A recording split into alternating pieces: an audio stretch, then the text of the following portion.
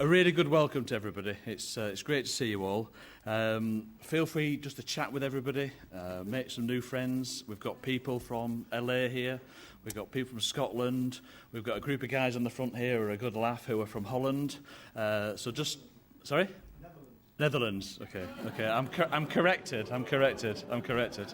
I'll go home now before I'm told off. So just chat amongst yourselves, and make new friends. That's what the weekend's about, really, as well. Yeah, so who's our speaker tonight? I'm sure, we all know who Peter is. Just give you a brief synopsis about him, but I'm sure you do know. He grew up in Belfast, not particularly in a religious home, but I think around the age of 17 or so, got involved in the sort of charismatic movement there in Belfast. He got a philosophy degree at Queen's University in Belfast. It's around that time that you formed the sort of Icon group in Belfast, which I think, is a lot of the reason why we do know who Peter is. He got further study, earned a degree in scholastic philosophy, did an MA in political theory, and did a PhD in post-structural thought. He's the author of numerous books, which I'm sure a lot of us have read, including Insurrection, The Idolatry of God, The Orthodox Heretic. And your next book is out in March? March 2015. January. Sorry? January even, 2015, called The Divine Magician. And finally, before I sit down, just a few lines from Brian McLaren, who I think we all know, who wrote the foreword to How Not to Speak of God in 2006. Yeah. He says this: "I'm a raving fan of this book. I loved reading it. I've already begun widely recommending it. Reading it did good for my mind and for my soul. It helped me understand my own spiritual journey more clearly, and it gave me a sense of context for the work that I'm involved in. My enthusiasm is all the more significant because I read a lot of theology. So when I say this is amongst the best I've read, I'm saying something significant." So a round of applause for Peter Rollins. It's really good to be here, and we've got 3 days together, and I really hope that we can have interesting conversations, that we can kind of like explore some of the themes together. The least interesting bit is the talk. The talk is like it's like a planet, and a planet creates a gravitational pull, and it brings things into its orbit. And you can't have the gravitational pull without the planet. But really what's interesting is what the planet brings into its orbit. So the fact that I'm speaking has brought us together into this orbit for 3 days, and that's the interesting bit. The conversations that we can have, the friendships that might develop here, and even the conflicts that might happen here. I mean, I'm Irish, so I love a good fight. So I'm not adverse to a conflict. That's why the Irish are God's chosen people, because we're fighters, not lovers. And that's what I want to encourage here. I mean, I don't want you to simply agree or disagree with what I'm saying, because agreement and disagreement can be a way of actually looking critical but not being critical. So if you agree with somebody, it means that what they're saying fits in with your already established worldview, so you agree with them. And if you disagree with them, then what they're saying doesn't fit in with what you already believe, so you disagree. What's more interesting, and in philosophy you have to kind of teach first-year students as well, this is the idea that before you agree or disagree with a thinker, allow yourself to be disturbed and surprised by them. Allow yourself to be shaken up by them. That's kind of a much more interesting thing. This is actually one of my concerns with interfaith dialogue, actually, is in interfaith dialogue, often what we do is we go to a group and we find the places of agreement. Beneath our different streams, there is something that unifies us, and let's concentrate on that. But what's interesting about that is it's not that different from other techniques. There's, for example, whenever we encounter someone who's different from a different religion, often the first thing we want to do is make them like us, consume them. We want to take their difference and make it the same. So like a social body, we consume that product, bring it into our biological system. Now, if we can't do that, then we want to vomit them out. We want to get rid of the otherness, get rid of the person who has got weird beliefs and practices, strange rituals.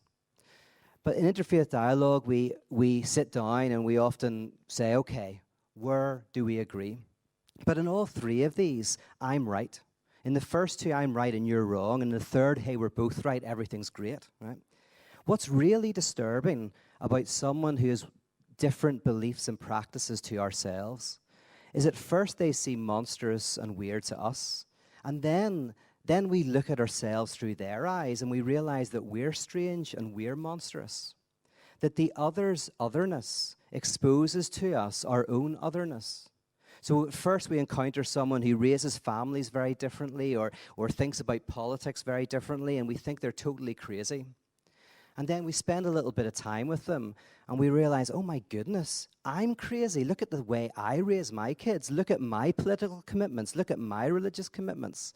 And we're undone. We're de-centered by the other. And de-centering is very important. I'm going to come back to it probably tomorrow. That actually, often de-centering is what draws us forward, both as a species. Whenever, for example, we learned that we weren't in the center of the universe, that the sun wasn't revolving around the earth, that was a decentering, a Copernican revolution that decentered us. Whether it was Darwin who comes in and says, you know, we are an animal like the other animals, it decentered us again. Or Freud who comes in and says the ego is not the center of the subjective self. Again, a decentering. These are all decentering moments in life. And in a similar way, when we encounter someone who thinks differently than us, what can be really interesting is allowing ourselves to be surprised and disturbed. And even if we come back to believing what we believed at the beginning, we kind of believe it differently. We see ourselves differently, which is very valuable. But of course, that's why we're threatened by otherness.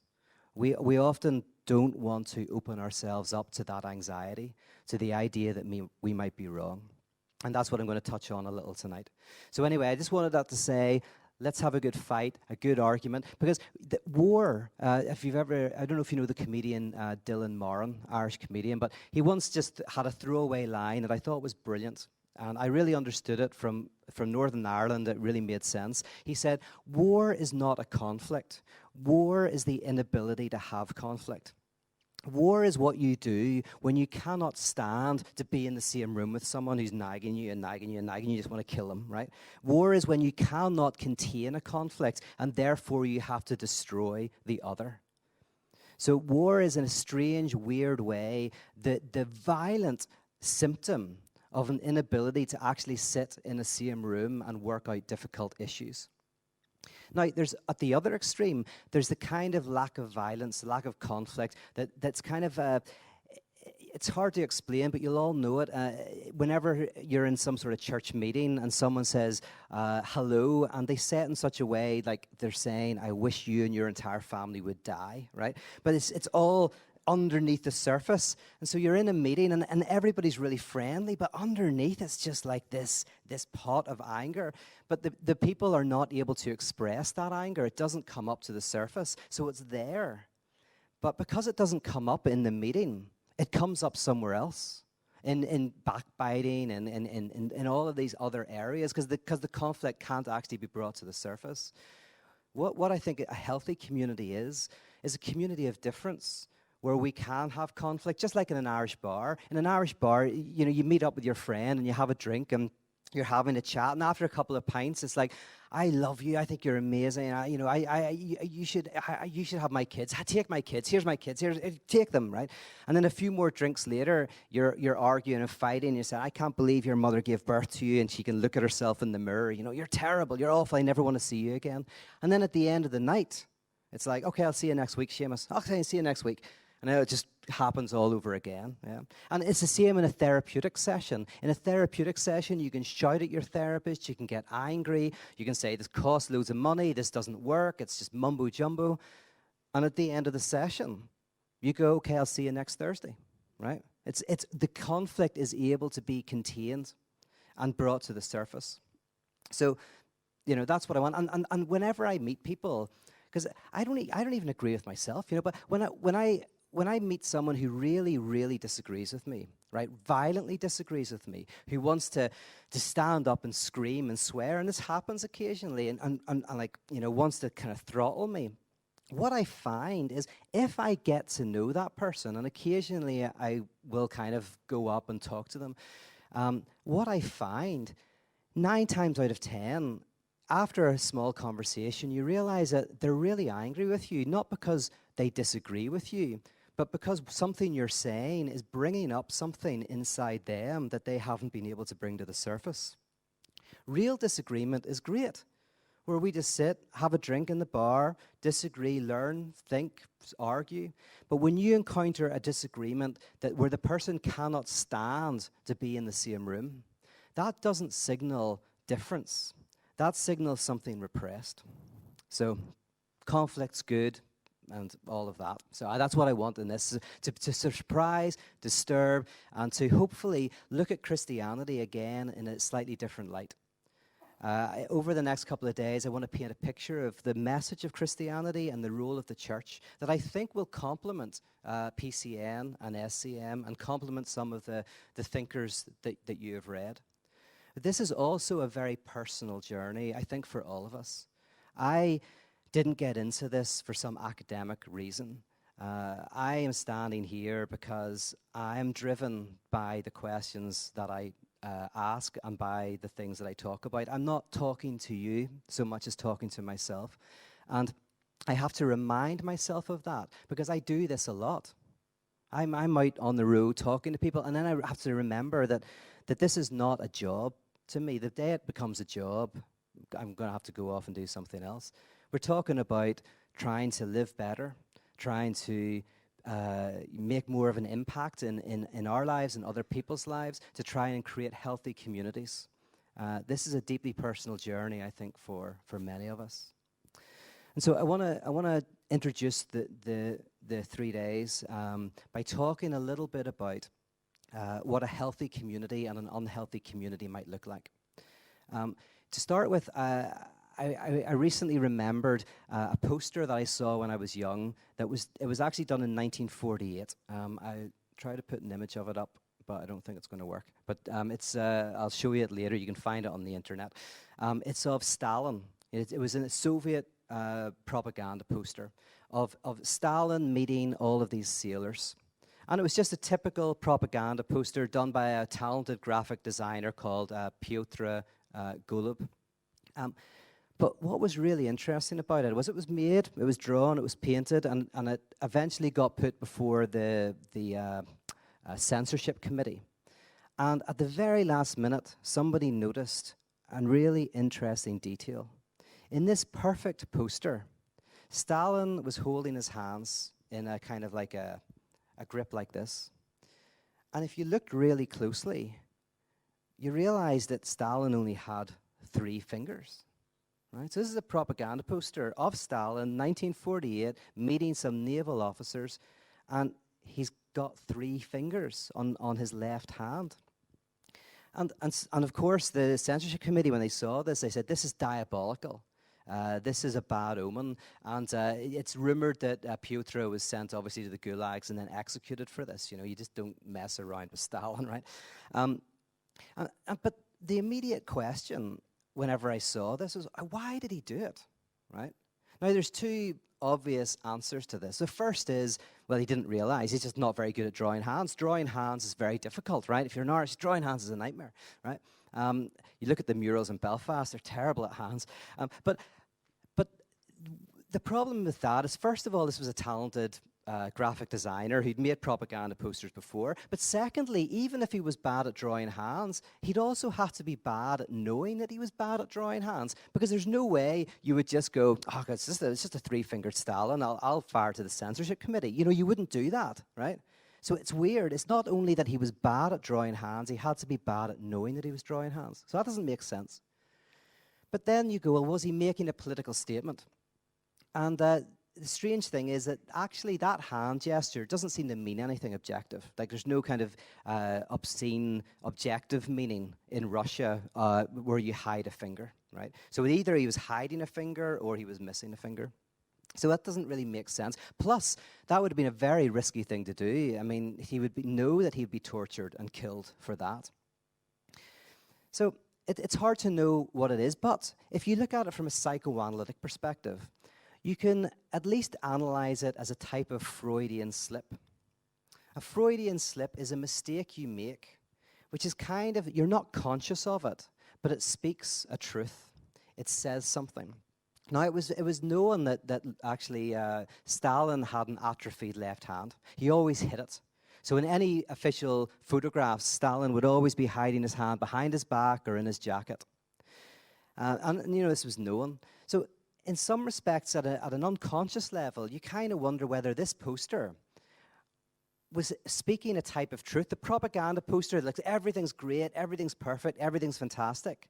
And yet you look at it, and Stalin looks like a monster. There's something monstrous about him. He's hiding something from us. Of course, if that poster had got out, that's what people would have seen in it.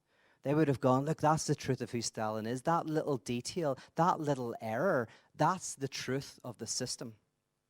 Now, that's the fundamental Freudian insight.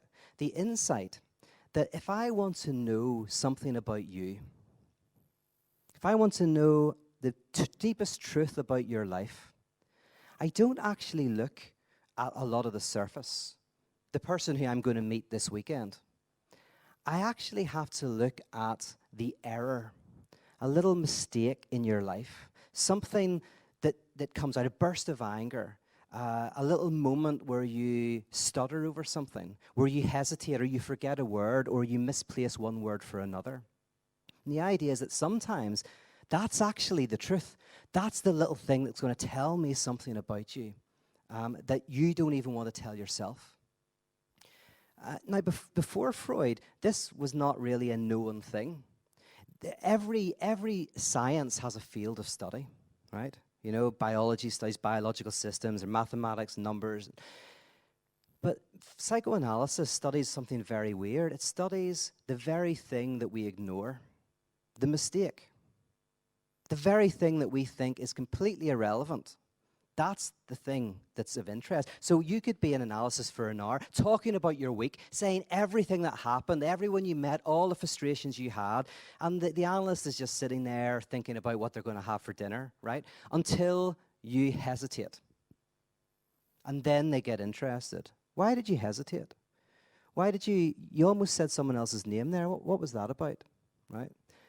And then you say, and maybe it was just a mistake, but perhaps that will then be the royal road to some unpleasant truth that you're not able to look at, that you're kind of keeping hidden. I have a friend who was going through a nasty separation.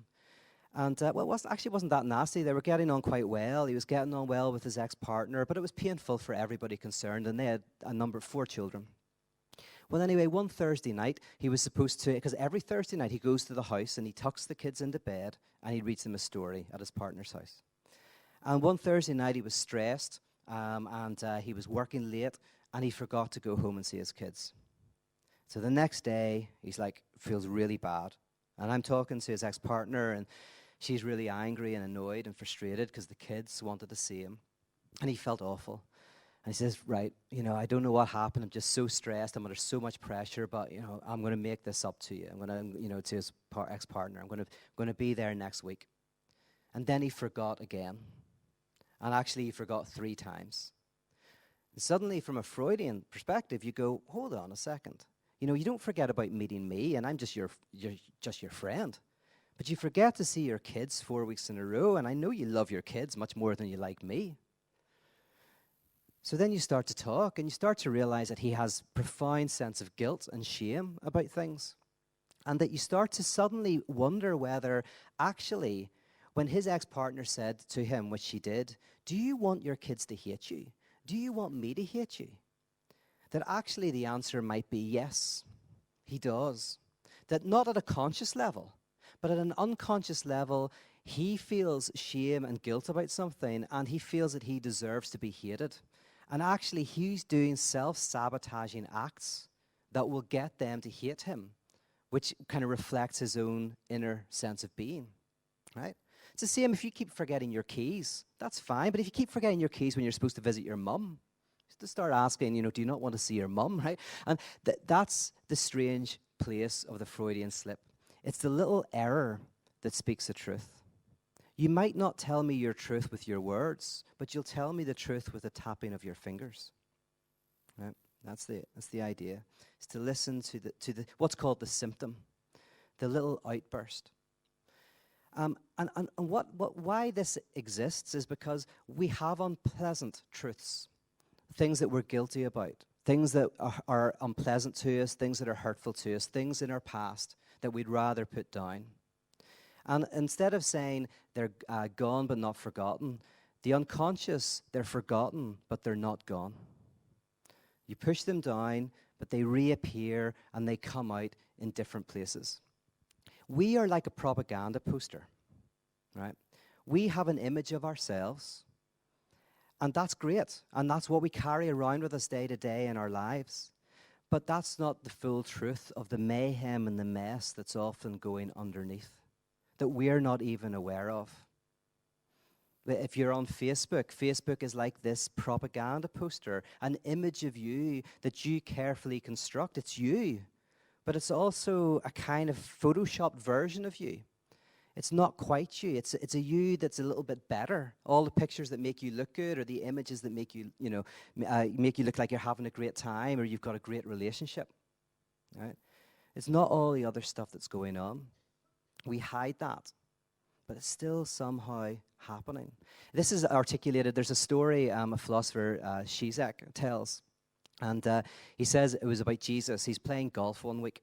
And he's out with his friends, and Jesus is taking this really seriously. It's the first time he's played golf, but like he's really feeling good about it. And he's got all the best clubs. He's got the gloves, everything. And he tees up at the first hole.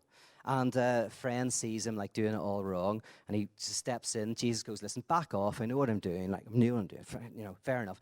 So he tees up, and then he's starting to swing the club, and again he's doing it all wrong, swinging it really badly. And his friend's about to say something, and Jesus is like, "Just listen, let me do this, okay?" So guy steps back, and Jesus hits the ball, and sure enough, slices it. Right, it goes right into this pond. And Jesus is like, "Oh, Jesus," right? And walks out and walks on the water, right? Walks on the water and right to the middle of the pond, picks up the ball, brings it back, right? Re-tees it up, and then hits it again. Again, it slices right back into the pond. So Jesus goes out, walks on the pond, walks on the water, and picks the ball up. Now, at this point, somebody else just happens to be walking past and sees this and says to Jesus' friends, "Who does that guy think he is?" "Jesus Christ," right? And his friends go, No. He says, "That is Jesus Christ. He thinks he's Tiger Woods," right? Now, the idea being that even Jesus needs an ideal image of himself, this ideal image of what he wants to be. But of course, the real trick about this is our ideal image often isn't somebody else, although that happens. That happens where we idolize celebrities or this or that. But often, our idolized image is ourselves. That Jesus Christ's superego is Jesus Christ. And what that means is, the introduction today of me, I'm sitting there going, I like the sound of this guy, those degrees and these books, and that's great. This guy sounds great, right? That's not me. That's the idealized me. I'm just this guy who's kind of like trying to get through life, has anxieties, and is worried about dying, right? But I kind of like that person, and I want to be that person. There's a little thing I saw on Twitter the other day where somebody said, "I wish someone looked at me the way Kanye West looks at Kanye West." Right? Now, that idea is that Kanye West, the musician, is obsessed with his own ideal ego himself. He's got this image of himself on the stage, this guy who's got money and all this sexual attraction, desire, and sexual fulfillment, and all of that. And that's kind of ideal ego. And when Kanye West looks at himself and falls in love with Kanye West, it's a narcissistic thing where he's falling in love with his mirror image, the purified, cool person. So when Oprah Winfrey said recently, sometimes I have to take the advice of Oprah Winfrey, right? She was understanding that Oprah Winfrey isn't her. She is Oprah Winfrey, but also she's not. Oprah Winfrey on stage with all the advice about how to live well and overcome obstacles and all of that, right? That isn't her. in some respects, she's sitting watching daytime TV just like the rest of us, making a cup of coffee and worried about all the things that we worry about.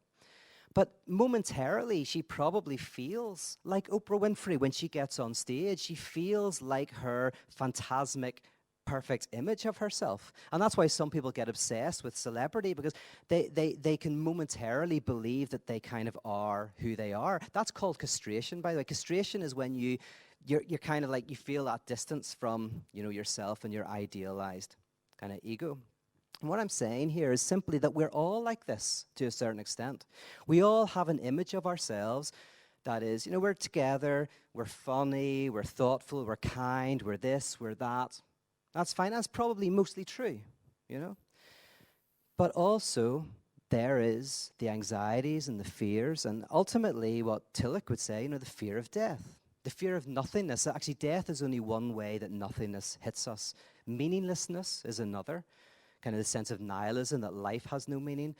Also, guilt, the idea that we're not living up to something. So nothingness touches our lives, and we want to avoid it. And we've got lots of defenses against this. Very quickly, I'm not going to get as far as I wanted to tonight, but this is important. Something like denial. Denial is an interesting defense. See, on Facebook, if anyone keeps saying, I'm so happy, I've got such a great relationship, if they say it once or twice, that's great, they're probably happy and have a good relationship. If they have to say it every day, you go, oh dear, their relationship must be terrible, right? Because, they're doing it, because if someone says to me, oh, I'm really happy, that's great, but if they say it 5 times in one conversation, it's like, oh my goodness, that's denial. You're saying it so much because you're obviously trying to hide from your own sadness. So when you see lots of pictures of happy couples, lots of pictures, it doesn't always mean it. But of course, the concern is, oh my goodness, they are frantically trying to put an image of what they would like to be out there because they're not actually living up to it.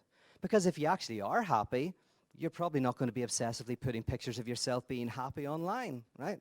That's always a hint of unhappiness, right? That's kind of denial. Repression is another thing. Repression is when we take our anxieties, we hide them from ourselves, but they come out in some completely different place. You're walking down the road, and you see someone you haven't seen for years, and you get teary-eyed. And you don't know why. You haven't seen not somebody that important, or somebody who just reminds you of a person. Or you're watching an advert on TV and you burst into tears. Or you get really angry at your partner for no reason. And go like, whoa, what's that? Where did that come from? That can be repression. What you push down here comes up in some different little outburst. Splitting is another. If you tend to think of somebody as all bad and somebody as all good, that often hints that you're not able to deal with ambiguity and ambivalence, that you have to create a world of black and white. There's a fear, if you're always creating the world into goodies and baddies, whether the baddies are the liberals or the fundamentalists or whatever, if we create 2-dimensional images of other people on a regular basis, it can often be because there's something about our own unknowing and uncertainty that we're having difficulty dealing with. The splitting. Idealization, one more. Idealization is where you have a tendency to think something is perfect, a person, or if you had an object. If I only had that object, everything would be great. If I only was with that person, everything would be fantastic. That's a form of idealization. You look at that's perfect, and I wish I could get that. Which often, again, is a way of hiding from the difficulties and the imperfections of life. You go, oh, if I had that, it would be great. And of course, you see this in relationships. Person who always has relationships that fall apart, and they have the honeymoon period. They think they're brilliant, they're absolutely amazing. And then 3 months later, it falls apart. And they keep doing this. It's like they can't deal with a partner who's real.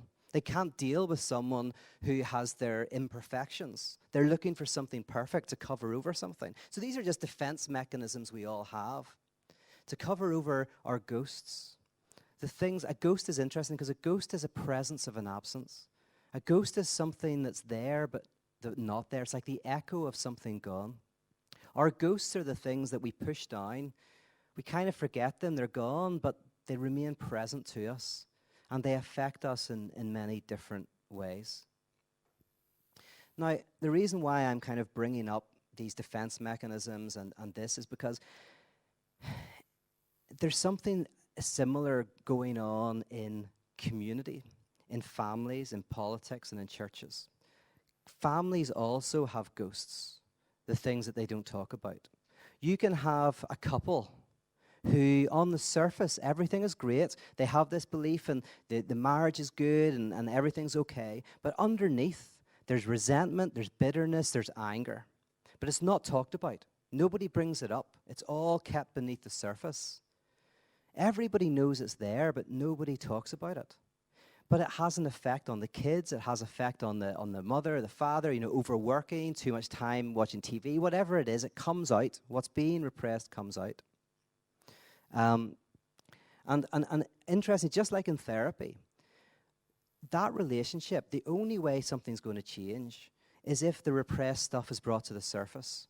If you're brought to the point where you confront the things that you cannot confront, the things that you do want to confront. And by the way, defense mechanisms are good. These are not all bad. We have to have them to a certain extent. But they become bad when they become so strong that we start to, act out in violence and aggression to other people, when we start to self-harm, when we self-sabotage, when we sabotage other people, when our relationships continually fall apart, because our defense mechanisms have become so strong that we can't function as a human being. In the same way, in a family, if that's all pushed down, eventually the relationship becomes destructive. And the reason why nobody brings this stuff up is because they go, if we brought it up, there would be a crisis. If we brought this stuff to the surface, oh my goodness, it would be crazy. But the truth is, the relationship is already in crisis. It's just not being acknowledged. Right? It's not that a crisis would come. The crisis that already exists would be acknowledged. I've talked to somebody in Holland last week who is from Mexico, and he's not religious at all, but he says every time he goes back to Mexico, he becomes super religious. He's back at church, he's doing all the things for the sake of his parents. And of course I ask, well, do your parents think that you're religious here in Netherlands? And he's like, no. They know, like, I'm not into it. I'm going like, so what? So why do you do it? Well, to avoid a crisis. I mean, if I brought that up, it would be, all hell would break loose. So in other words, they're all engaging in a pretense that none of them believe, so as to avoid a crisis. I've seen this in America where a friend of mine has to hide the alcohol in her house every time her parents come round. And again, I go like, oh, do your parents not know that you drink? I go, no, they do. They asked me to do it. Right? So the parents have asked her to hide the alcohol in her own house so that everybody can pretend that she doesn't drink alcohol and that their family can continue to interact at a superficial level. And why do they do this? They do this because they go, oh my goodness, if we brought that to the surface, it would be a crisis. It would be horrible. Like, yes, the crisis already exists. When you bring that to the surface, one of two things will happen. Either the family will kind of break, you'll kind of it'll just be exposed for what it is, or you'll have to learn to relate differently. It will change the system. It will change how you interact. Same with the marriage. Either when you bring that to the surface, you'll split up. When you bring the anger and the resentment and the bitterness that everybody knows is there, but nobody talks about, you bring that to the surface, either you'll go, right, we're going to break up, or you're going to work it out, and you're going to have, hopefully, a healthier relationship. But the system cannot stay the same when the repressed comes to the surface. When the repressed is brought to the light of day, when the truth is brought up to the surface, it sets free. It's that very act is of itself transformative. Now, in a similar way, political structures have the same. In Ferguson, if you know what's going on there, where a black guy was shot, unarmed black guy was shot by some police officers.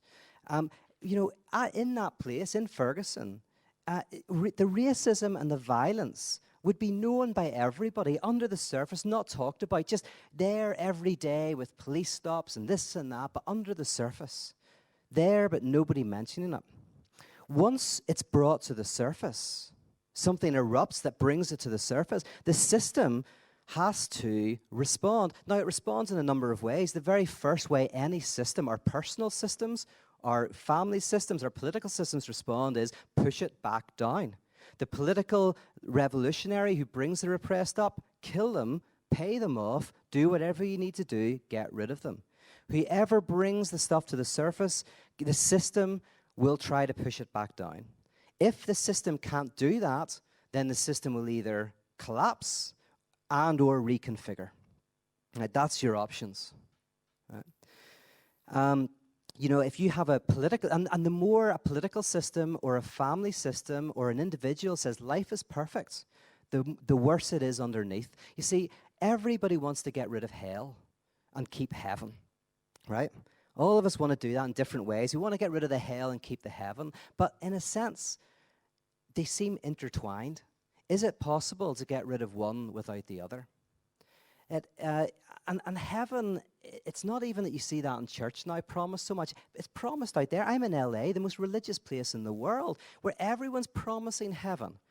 Take ayahuasca, the new drug, and it will, open up the doors of perception, and you'll have oneness with the universe. The spiritual practices that you can do every night of the week that promise perfect peace. New technologies that say very soon we'll be able to download ourselves into the cloud, and we'll be able to escape our finite bodies and live forever. We'll be able to travel faster than the speed of light. We'll know all things. These used to be the promises in church. Now the promises out there. The new technologies, the new drugs, the new age practices. Religion is alive and well. If you think of religion as the opiate, the drug that makes you feel better, the drug that helps you sleep at night, that helps you avoid your suffering. It's alive and well. The church isn't very good at selling it anymore, thank goodness, but there's loads of other people selling it. The snake oil. That's what Marx said about religion, by the way. Marx said, famously, religion is the opiate of the people. It is the soul of a soul's condition, the heart of a heartless nation. It is the imaginary flowers on the chains of our oppression. And then he went on to say, but we must get rid of the imaginary flowers so that we see the chains, not so that we despair, but so that we break the chains and then pick living flowers. So his whole thing about religion was, religion's kind of cool. It's the heart of a heartless nation. It's the soul of a soulless condition. Those are quite positive things to say. But he ultimately was saying this, it's a way of bearing a horrible reality, not changing it, right? That's his ultimate critique, is like an alcoholic. You drink alcohol to escape the pain of your existence. It's not the problem, it's the solution to a problem, right? But, then Marx is saying, no, what you have to do is you have to change the material conditions.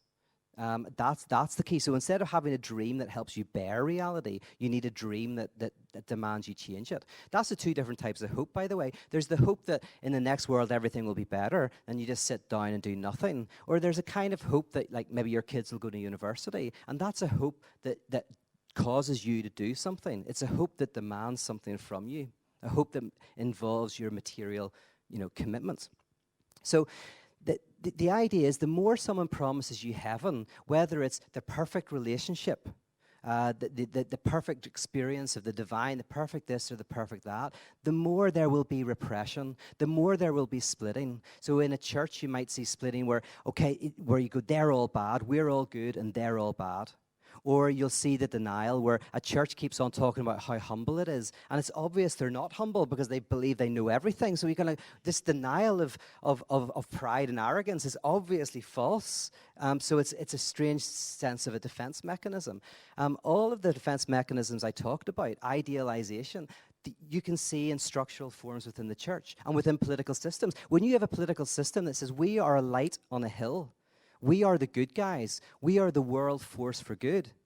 They won't be able to use words like torture. They'll use words like enhanced interrogation. They won't be able to talk about black hole prisons, torture of innocents, arrest of citizens, because that's the stuff that needs to get repressed.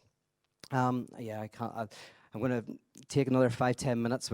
So I'm coming to lock the doors. It's going to be another 3 hours.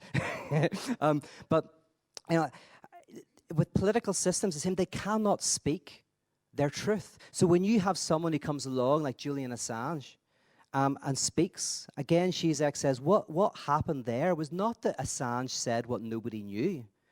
Because he did say stuff that nobody knew. We found out what one politician thought of another. That was boring. That's stuff for tabloids. The stuff that got him in serious trouble was the stuff that we all knew but didn't want to know that we knew. The repressed truth. The truth that we all know but like we pretend we don't. Right? There's a church called Mars Hill in Seattle. And the head of it was a guy called Mark Driscoll. Mark Driscoll, that church, it was a message of we have the truth, we have the answer, we have the good news. Right? They were growing at an exponential rate. There was a strong church with a kind of a real sense of knowing what God thought about everything. I mean, he wrote articles about yoga where he actually said, "I'm not saying that stretching is a sin." He's clarifying that it's okay to stretch, just not do yoga. He wrote an article about what God thought about mixed martial arts. Right? These were people who they knew God's inside idea. They had the truth. They had the answer. They had a form of heaven. Here it is. And so, of course, you're going, right, there's going to be a lot of repressed there, right? It's obvious. We didn't know what it was going to be. Some people thought it was going to be something else. But ultimately, it came out that there was abuse of staff members. There was manipulation of sales figures on books. There was mismanagement of money. There was misogyny. All of this was going on. And what was interesting was, it wasn't hard to find out. If you were on the staff, you knew what was happening. People were getting fired all the time. They had I heard something, it was over 100 people in the less than space of a few years who'd been fired. This is crazy. All of this was kind of known, but wink and a nod, don't talk about it too much. But what happened is some people kept bringing it to the surface. Some ex-staff members went on the internet and kept hitting them with their repressed truth. Hitting them, and hitting them. The system tried to respond by pushing it down, and when it couldn't, the system collapsed. So it had two options, reconfigure or collapse. It collapsed. Now Mark Driscoll has stood down, and the church is closing. The churches are closing. They're becoming independent. That would look like a fortress. Nobody would have imagined 6 months ago that could collapse. Just bringing up the repressed to the surface is enough to do that fundamental change.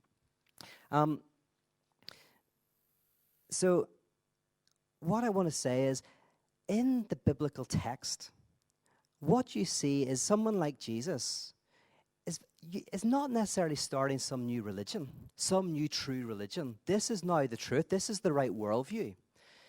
You could read him as simply bringing up the repressed of the religious system that existed at the time. The stuff that was going on that was being hidden. The whitewashed tombs, that's a perfect example of the propaganda poster. The whitewashed tomb, this is what you think you are, right? But you've got rotting bones inside. Right? That's what we do with our religion. If we do a kind of traditional faith dialogue, you go and you talk about all the good stuff about your religion. You don't talk about the rotting bones. You have your super ego example. This is what our religion is. Same as if you go to a church and hear prayers. You hear a prayer. I pray for the kids in Africa. I pray for what's going on in Haiti. Go like, why? It's like my heart breaks for these kids. I'm like, no, it doesn't. For most of us, don't care. Some of us do. A few of us care about. I don't care. I don't care about Haiti. If I say I do, that's the image I want to have of myself as a caring person in Haiti, right? My prayer becomes a way of my ideal ego. I pray forgiveness for the people who've hurt me. No, I don't. I hate them.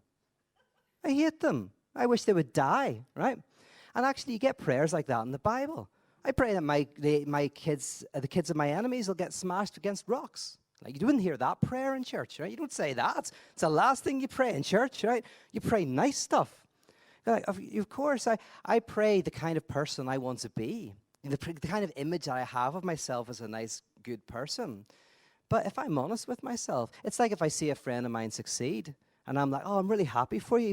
Rob Bell, he sold loads of books. I'm so happy for you. No, I'm not. I hate him for it. What? You've sold more books? I've sold almost 10. You've sold 10, millions. But of course, I want to hide that. Oh, no, these are tears of joy. I'm really, really happy for you. Oh, wow. I do want to confront my darker experiences. Religion can often become the place where we put on our Sunday best, and our prayers and our activities and our sermons, I mean, all of this kind of solidifies the image that we want to have of ourselves.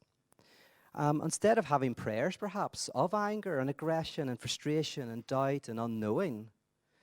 Like, if I break up with someone, I want to be able to say, oh, I hate them. Look how they treated me, and they're terrible. Now, if someone was psychotic, right, psychotics are people who believe that what you're saying is what you're saying, really. Psychotic would say, like, don't say that. You can't say that. I could say, well, no, you have to let me say this because I don't actually really think it. Let me say all this stuff so that I can come to realize that I'm partially responsible, that actually I wasn't emotionally available, that I wasn't there for that person. You have to let me get all of this stuff out so that I can come to know what I know, so that maybe I'll be able to encounter them at a certain point in the future and wish them the very best. So what happens is instead of creating space where we can be honest about all of that stuff and bring it to the surface, we do the exact opposite. We create spaces where we keep it down. And then Jesus comes into that experience and he brings up the rotting bones. Says, look at the dirty cup on the inside. You're clean on the outside. Let's look at the dirt on the inside.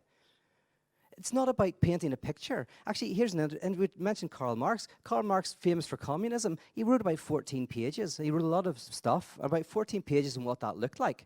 He was primarily interested in just articulating a crisis that existed within our present system. That was the primary thing. It's like, let's articulate the crisis. I don't know what the next thing's going to look like. Because, the problem is, if I imagine what the next thing's going to look like, it's going to look pretty much like what I'm doing now, because I can't imagine it. How can I imagine what's outside of my system? I'm in my system, right? All I can do is bring up the dark stuff in my present system, and the new stuff will happen, right? Because if my ideals, my dreams they're just ideal reflections of my current values. So in churches, it ends up going like, you just rearrange the chairs in the Titanic. Let's bring in more candles and stones. That's what will do good, Nothing fundamentally changes. But Jesus brings that to the surface, and then what happens? Two things. One is that transforms the religious structure. It begins to reconfigure. And two, something new begins. And that then has its own repression that needs to be brought to the surface. And of course, that's what Luther did. You could read Luther not as wanting to start the Protestant church, not going, this is what I'm going to do, this new kingdom. He was just simply going, I'm going to bring up the repressed that exists within the Catholic Church, the church at the time. The indulgences, the wars, the being in the pockets of the wealthy.